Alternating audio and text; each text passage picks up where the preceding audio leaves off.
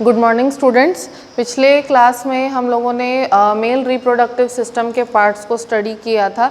हमने vas deferens तक का जो पोर्शन है उसको कंप्लीट किया था। आगे हम बढ़ते हैं आज ejaculatory ducts, urethra, penis, and then we have to go through the different accessory glands which are a part of the male reproductive system. Okay, so first we will start with the ejaculatory ducts. ठीक है, ejaculatory ducts जो होते हैं वो 2 centimetre length उनकी होती है। ठीक है, और ये वो डक्ट है जिसमें से मेल इजैक्यूलेट या जिसको कि हम जो है स्पर्म्स जो है कहते हैं। ठीक है, तो मेल इजैक्यूलेट जो है वो इजैक्यूलेटरी डक्ट्स में से निकलता है। ठीक है, अब हर डक्ट जो है वो किस किस चीज़ को ज्वाइन करके बनता है, वास डिफरेंस और जो सेमिनल वेसिकल का डक्ट है। ठीक है, वास डिफरेंस और सेमिनल वेसिकल का जो डक्ट है दोनों जब एक दूसरे से ज्वाइन होते हैं तब हम उसको क्या कहते हैं, इजैक्यूलेटरी डक्ट। जैसे कि यहाँ पे हम देख रहे हैं this over here is the vas deferens, तो ये वास डिफरेंस यहाँ पर आ रहा है and this over here is the seminal vesicle. तो सेमिनल वेसिकल और वास डिफरेंस का ये जो कॉमन डक्ट बन रहा है, this duct over here is the ejaculatory duct.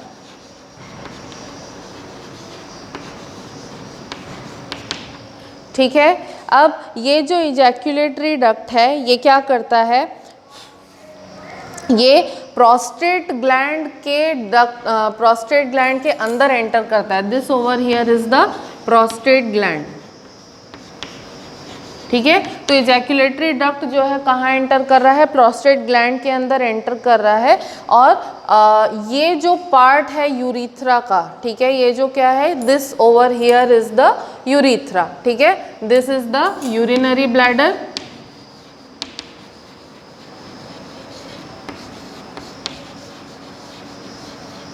ठीक है, this is the urinary bladder. तो यूरिनरी ब्लैडर जो है वो कहाँ एंटर कर रहा है, किसके थ्रू पास कर रहा है, प्रोस्टेट के थ्रू। और ये जो इजैक्यूलेटरी डक्ट है ये भी प्रोस्टेट को एंटर करेगा और यूरिनरी ब्लैडर के अंदर से निकलने वाला जो यूरिथ्रा है, तो यूरिथ्रा का वो पार्ट जो प्रोस्टेट के अंदर एंटर करता है उसको हम कहते हैं प्रोस्टैटिक यूरिथ्रा, है ना। तो इजैक्यूलेटरी डक्ट जो है वो किसके साथ ज्वाइन कर लेता है, प्रोस्टैटिक यूरिथ्रा के साथ ज्वाइन कर लेता है। और अब यहाँ पर से उसने क्या बनाया, एक सिंगल यूरोजेनाइटल डक्ट। ठीक है, इजैक्यूलेटरी डक्ट कैसे बना, वास डिफरेंस और सेमिनल वेसिकल का जो डक्ट है दोनों मिलकर के क्या बनाते हैं, इजैक्यूलेटरी डक्ट। ठीक है, अब यूरिनरी ब्लैडर से जो यूरिथ्रा निकला है वो किसके थ्रू पास होगा, प्रोस्टेट के थ्रू पास होगा। और इजैक्यूलेटरी डक्ट जो है वो भी प्रोस्टेट को एंटर करता है। ठीक है, तो यहाँ पर ये जो यूरिथ्रा है उसमें कौन ज्वाइन कर लेता है, इजैक्यूलेटरी डक्ट, और दोनों ज्वाइन करके फिर क्या बना लेते हैं, एक कॉमन यूरोजेनाइटल डक्ट जो है वो बना लेते हैं। ठीक है, अब यूरोजेनाइटल डक्ट यहाँ पे बन गया। इजैक्यूलेटरी डक्ट जो है उसका काम क्या होता है, इजैक्यूलेटरी डक्ट में वास डिफरेंस से आने वाला स्पर्म और सेमिनल वेसिकल का जो सिक्रीशन होता है दोनों आपस में क्या हो जाते हैं, मिक्स। ठीक है, वास डिफरेंस से जो स्पर्म आ रहा है और सेमिनल वेसिकल का जो फ्लूइड है दोनों आपस में मिक्स हो जाते हैं। ठीक है, अब ये जो इजैक्यूलेटरी डक्ट होती है, इजैक्यूलेटरी डक्ट के चारों तरफ की जो वॉल होती है वो मस्कुलर होती है। क्यों मस्कुलर होती है, क्योंकि उसको इजैक्यूलेशन में हेल्प करना है, यानी कि स्पर्म को बॉडी के बाहर निकालने में हेल्प करना है। ठीक है, तो उसके लिए ज़्यादा फोर्स की ज़रूरत होगी, इसीलिए इजैक्यूलेटरी डक्ट की जो वॉल होती है वो मस्कुलर होती है। ठीक है, नेक्स्ट हम लोग आते हैं यूरिथ्रा पे। ठीक है, यूरिथ्रा जो है ये ओरिजिनेट कहाँ होता है, ओरिजिनेट होता है यूरिनरी ब्लैडर से। एक ट्यूब्यूलर डक्ट होता है जो कि यूरिनरी ब्लैडर के नेक से ओपन होता है, यहाँ से ओरिजिनेट होकर के एक्सटीरियर में, बॉडी के एक्सटीरियर में ओपन होता है। कहाँ पर, पीनस में। ठीक है, कहाँ पर से ओरिजिनेट होगा, यूरिनरी ब्लैडर के नेक से ओरिजिनेट होगा और एक्सटेंड होगा, एक्सटेंड होकर के बॉडी के बाहर ओपन होता है। कहाँ पर ओपन होता है, पीनस में। ठीक है, अब पीनस का जो टिप होता है, ठीक है, उस टिप को हम कहते हैं पीनाइल मीटस। ठीक है, ये जो पीनस का टिप यहाँ दिख रहा है, this is known as the penile meatus और पीनाइल अपर्चर भी इसको कहते हैं। अपर्चर क्यों, क्योंकि ऑब्वियसली एक होल है, एक ओपनिंग है, इसीलिए इसको हम एपर्चर भी बोल सकते हैं, ठीक है। इसके बाद में यूरिथ्रा जो होता है वो 19 to 20 सेंटीमीटर लॉन्ग हो सकता है, ठीक है। और यूरिथ्रा जो है वो सीमन का और यूरिन दोनों के रिमूवल का जो है कॉमन पाथवे होता है, ठीक है। इसीलिए क्योंकि कॉमन पाथवे है यूरिन और सीमन के रिमूवल के लिए, इसीलिए यूरिथ्रा को हम क्या कह रहे हैं, यूरोजेनाइटल ट्रैक्ट भी कह रहे हैं, ठीक है। अब ये जो इजैक्यूलेटरी डक्ट है, उसके बाद एपिडिडाइमिस है, then this is the urethra. तो epididymis, urethra and the ejaculatory duct, they are collectively known as the excretory genital duct. Epididymis over here, the urethra and the ejaculatory duct, ठीक है। epididymis, urethra and the ejaculatory duct, all these three things they are collectively known as the excretory genital ducts, ठीक है। Next we are coming to the penis, ठीक है। Penis is an erectile male copulatory organ, ठीक है। What is penis? Penis is an erectile male copulatory organ, ठीक है। Now what is the meaning of copulation? Copulation means simply to say sexual intercourse, ठीक है।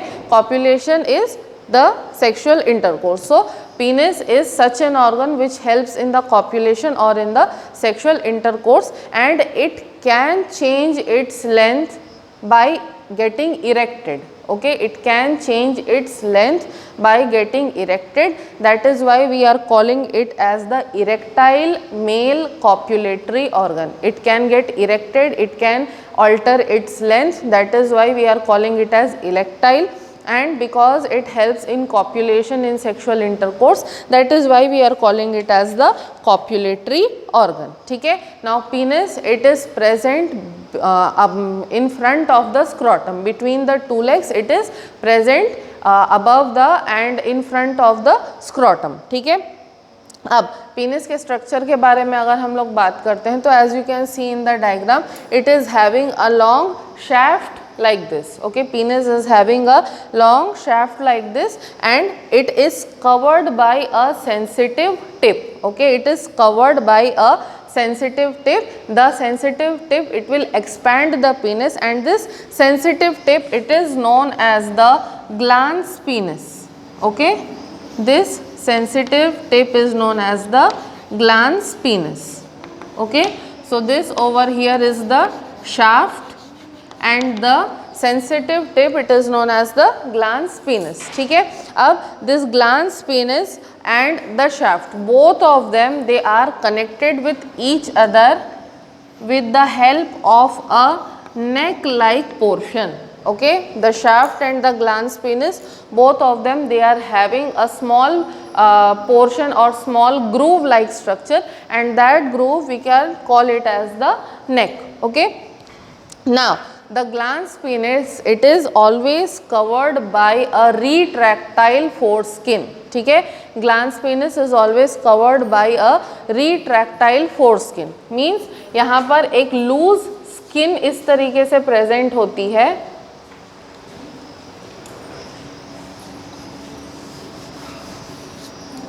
Okay.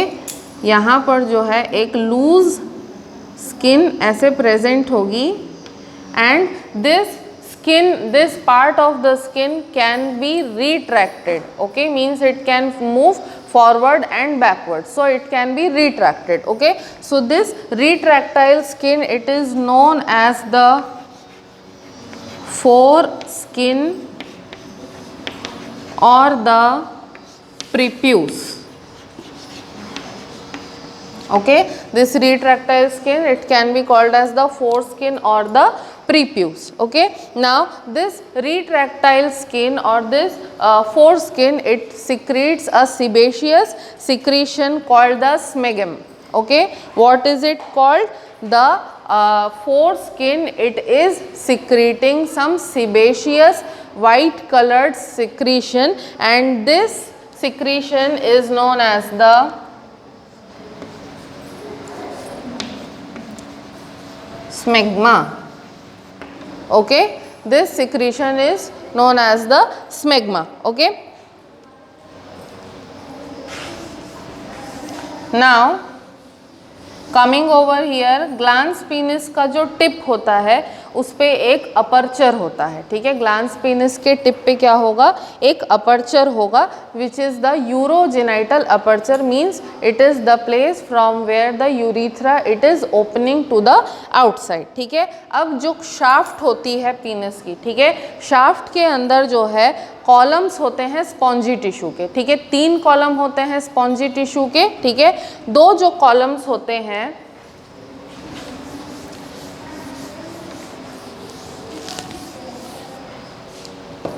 ठीक है, suppose this is the TS of the penis, so like this we are having 3 columns of spongy tissue like this, ठीक है।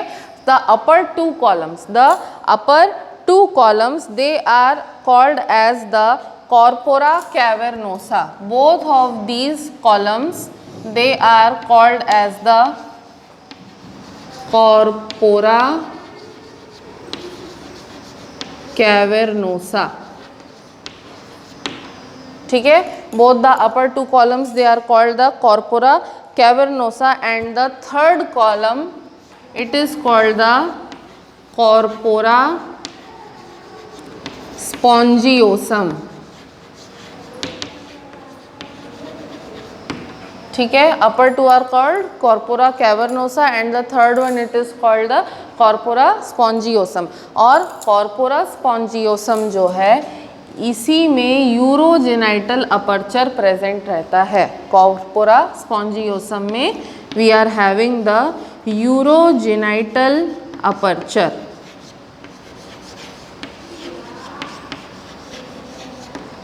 ठीक है।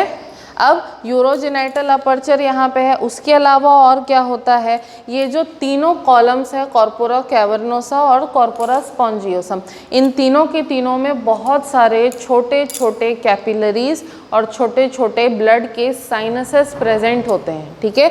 तो blood के साइनसेस प्रेजेंट होने की वजह से अपॉन एक्साइटेशन क्या होता है, अपॉन सेक्सुअल एक्साइटेशन जो साइनसेस होते हैं उनमें ब्लड का फ्लो जो है वो इंक्रीज हो जाता है, और ब्लड का फ्लो इंक्रीज हो जाने की वजह से साइनसेस जो होते हैं वो डायलेट हो जाते हैं, फैल जाते हैं, ठीक है।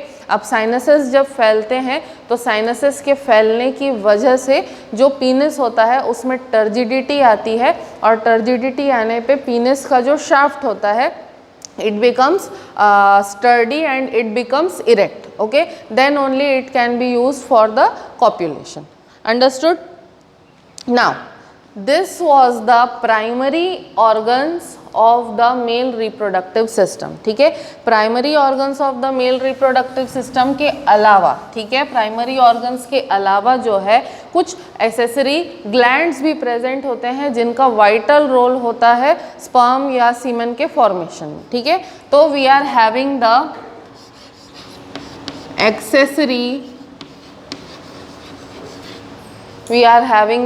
Accessory male genital glands, okay, we are having the accessory male genital glands। तो हमारे पास मेल्स में 3 accessory male genital glands होते हैं। First is the seminal vesicle, ठीक है। सेमिनल वेसिकल का लोकेशन इसके पहले भी आप लोगों को मैंने डायग्राम में दिखाया था। सेमिनल वेसिकल जो होता है वो 2 ग्लैंड्स का पेयर होता है, ठीक है।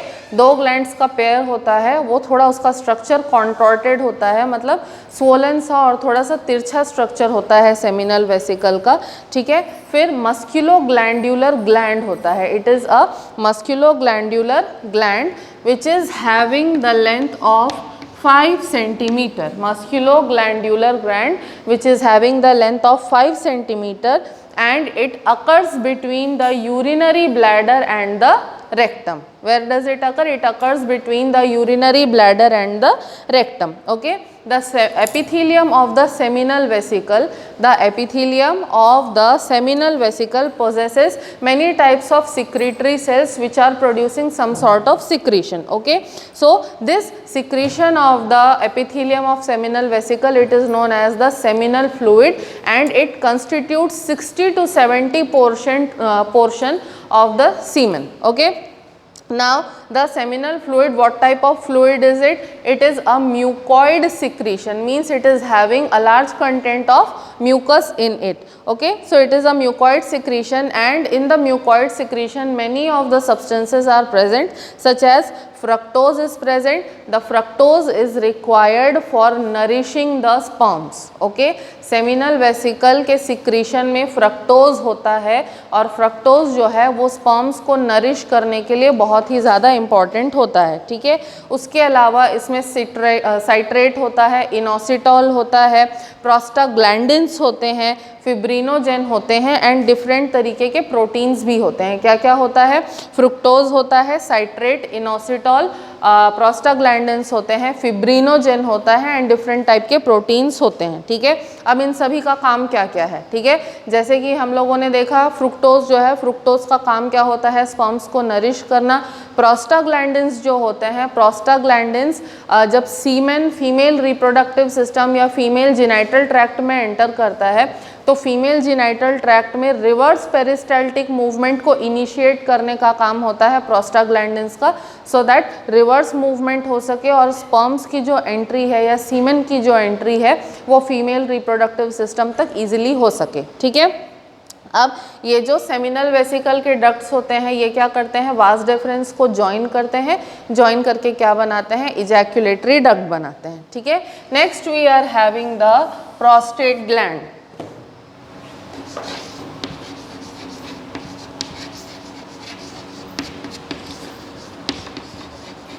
ठीक है, प्रोस्टेट ग्लैंड जो है वो एक लार्ज ग्लैंड होता है जिसका कलर जो है ग्रेइश ब्राउन होता है. ठीक है, और इसका स्ट्रक्चर जो है ऑलमोस्ट पिरामिडल होता है, शेप जो है इसका ऑलमोस्ट पिरामिडल होता है.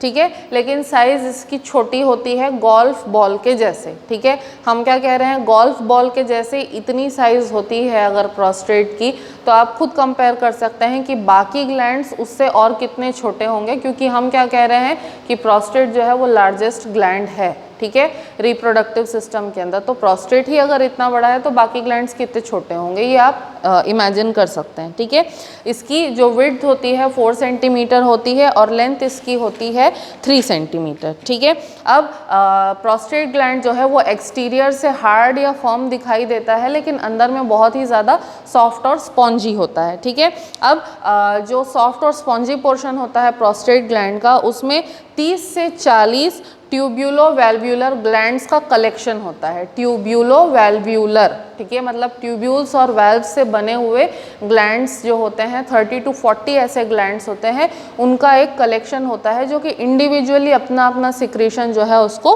प्रोड्यूस करते हैं. ठीक है, अब ये जितने भी 30 से 40 ट्यूब्यूलो वैल्व्यूलर ग्लैंड्स हैं, ये अपना अपना सिक्रीशन प्रोड्यूस करते हैं, और ये सारे सिक्रीशन को किस में डंप करते हैं, किस में डिपॉजिट करते हैं?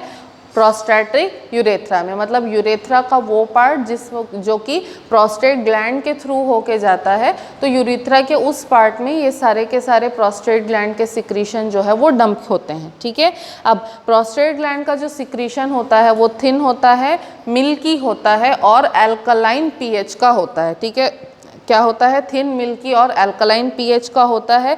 इसके अंदर कैल्शियम प्रेजेंट होता है, फॉस्फेट प्रेजेंट होता है, बाइकार्बोनेट के आयंस प्रेजेंट होते हैं, और क्लॉटिंग एंजाइम्स एंड प्रोफाइब्रोमाइसिन. क्या क्या प्रेजेंट रहता है इसके अंदर? Calcium, phosphate, bicarbonate ions, clotting enzyme and profibrinolysin. ठीक है, इसका रोल क्या होता है इसको मैं बाद में बताऊंगी. ठीक है, अब प्रोस्टेट का जो सिक्रीशन होता है वो 20 to 30% ऑफ सीमेन को बनाता है. ठीक है, अब प्रोस्टेट ग्लैंड का जो सिक्रीशन है, प्रोस्टेट फ्लूइड जो होता है, उसका फंक्शन क्या है? उसका फंक्शन ये है कि वो अल्कलैनिटी को इंक्रीज करता है. ठीक है, किसको इंक्रीज करता है? अल्कलैनिटी को इंक्रीज करता है. और वास डिफरेंस और वेजाइना के अंदर, फीमेल रिप्रोडक्टिव सिस्टम में जो वेजाइना होता है और वास डिफरेंस जो होता है मेल रिप्रोडक्टिव सिस्टम में, दोनों के अंदर जो एसिडिटी होती है उसको न्यूट्रलाइज करने का काम करता है प्रोस्टेट ग्लैंड का सिक्रीशन. ठीक है, अब थर्ड ग्लैंड जो है हमारे पास वो क्या है? वो है काउपर्स ग्लैंड या फिर बल्बो यूरिथ्रल ग्लैंड, ठीक है, काउपर्स ग्लैंड या फिर बल्बो यूरिथ्रल ग्लैंड, ठीक है। तो काउपर्स ग्लैंड या बल्बो यूरिथ्रल ग्लैंड जो है ये भी दो ग्लैंड्स का एक पेयर होता है जो कि स्मॉल होते हैं, छोटे होते हैं और येलो कलर के होते हैं, ठीक है। इनका डायामीटर ज़्यादा से ज़्यादा 1 सेंटीमीटर होता है, मटर के दाने के जितना हम मान सकते हैं, ठीक है। अब ये जो काउपर्स ग्लैंड है ये प्रोस्टेट ग्लैंड से 4 से 5 सेंटीमीटर नीचे प्रेजेंट रहते हैं और ये ओपन कहाँ होते हैं, ये भी ओपन होते हैं यूरिथ्रा में ही, ठीक है। इनका सिक्रीशन क्या होता है, एल्कलाइन होता है और बहुत सारा म्यूकस भी प्रेजेंट होता है इनके सिक्रीशन में, ठीक है। इनका काम क्या है, काउपर्स ग्लैंड के सिक्रीशन का काम होता है यूरोजिनाइटल ट्रैक्ट को लुब्रिकेट करके रखना। मेल्स में जो यूरोजिनाइटल ट्रैक्ट है उसको लुब्रिकेट करके रखना और उसके अलावा यूरोजिनाइटल ट्रैक्ट में अगर यूरिन के ट्रेसेस कुछ भी प्रेजेंट है तो यूरिन के ट्रेसेस को रिमूव करने का काम भी कौन करता है, काउपर्स ग्लैंड का secretion, okay. So this was about the structure and the different glands which are concerned with the male reproductive system. उसके बाद लास्ट में जो सबसे important part या सबसे useful part अगर हम कहें male reproductive system का है, that is the semen, ठीक है। Semen is the ejaculate produced by the male. What is semen? Semen is the ejaculate produced by the male which is useful in the process of what, reproduction, ठीक है। तो semen जो होता है वो एक म्यूकॉइड मतलब म्यूकस से बना हुआ मिल्की एंड विस्कस यानी कि गाढ़ा सा फ्लूइड होता है जिसको कि सेक्सुअल इंटरकोर्स के टाइम पर, ठीक है, ऑर्गेज़म होने पर मेल्स के बॉडी से जो है इजैक्यूलेट होता है, ठीक है। क्या होता है, मिल्की, विस्कस यानी कि गाढ़ा और म्यूकॉइड म्यूकस से बना हुआ थिक फ्लूइड होता है जो कि सेक्सुअल इंटरकोर्स के टाइम पे ऑर्गेज़म होने पर मेल की बॉडी के बाहर निकलता है, ठीक है। अब सीमेन जो होता है वो रिच होता है किसमें, फ्रक्टोज में रिच होता है, कैल्शियम में रिच होता है और इसमें डिफरेंट टाइप के एंजाइम्स भी होते हैं, ठीक है। इसका पीएच जो है स्लाइटली एल्कलाइन होता है 7.3 से 7.5 तक, ठीक है। और एक टाइम के इजैक्यूलेट में 3 से 4 ml सीमेन निकलता है जिसमें अप्रॉक्स 300 से 400 मिलियन स्पर्म्स हो सकते हैं। एक टाइम का इजैक्यूलेट 3 से 4 ml के क्वांटिटी में होता है और उस 3 से 4 ml सीमेन में कम से कम 300 से 400 मिलियन स्पर्म्स होते हैं, माइंड दैट, ठीक है।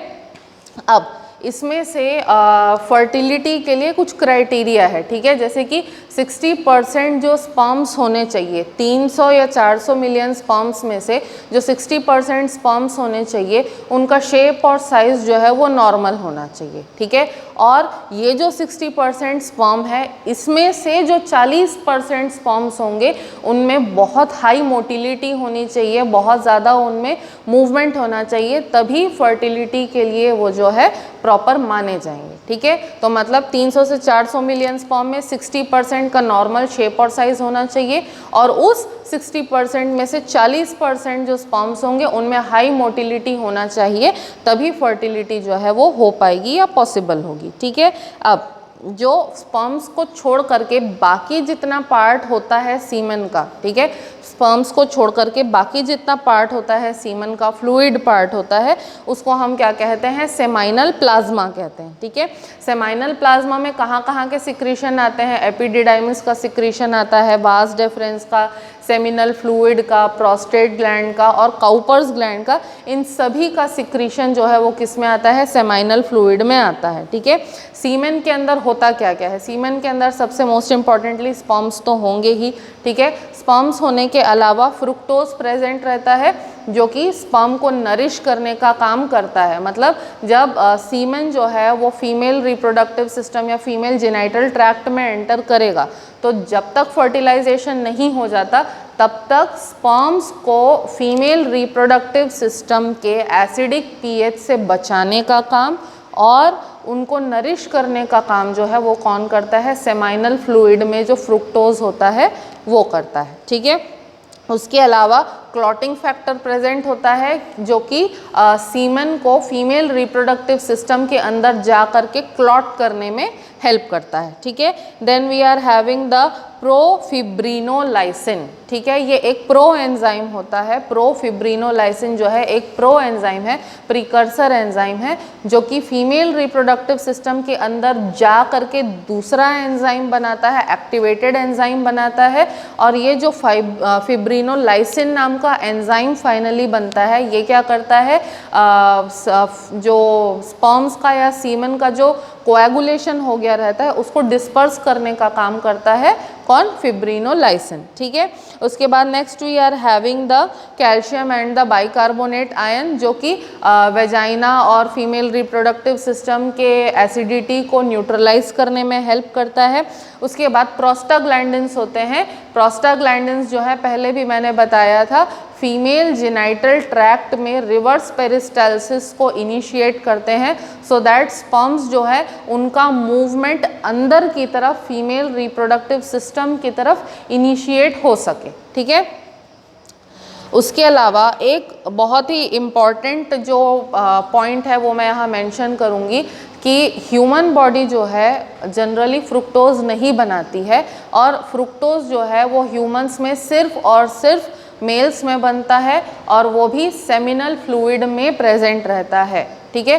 फ्रुक्टोज जो है वो फीमेल्स में नहीं बनता, सिर्फ मेल्स में बनता है, और वो भी कहाँ पर बनता है, सेमिनल फ्लूइड में बनता है, ठीक है। तो सेमिनल फ्लूइड का पार्ट होने की वजह से फ्रुक्टोज की प्रेजेंस या एब्सेंस को रेप के कंफर्मेशन के लिए एज अ प्रूफ माना जाता है। किसके लिए, रेप के कंफर्मेशन के लिए फ्रुक्टोज की प्रेजेंस को, वेजाइना के अंदर अगर फ्रुक्टोज का प्रेजेंस है देन इस चीज़ को मान लिया जाता है कि that person has been affected by the crime of rape. तो रेप के टेस्ट के लिए फ्रुक्टोज को जो है एज अ प्रूफ माना जाता है, okay. So here I will conclude the male reproductive system. Next जो क्लास होगी, नेक्स्ट जो वीडियो होगा हमारा, वहाँ पर से हम नया जो टॉपिक है यानी कि फीमेल रिप्रोडक्टिव सिस्टम जो है उसको स्टार्ट करेंगे। अगर आपको यहाँ तक के पोर्शन में कहीं भी कुछ भी डाउट है तो you can always ask me. Thank you.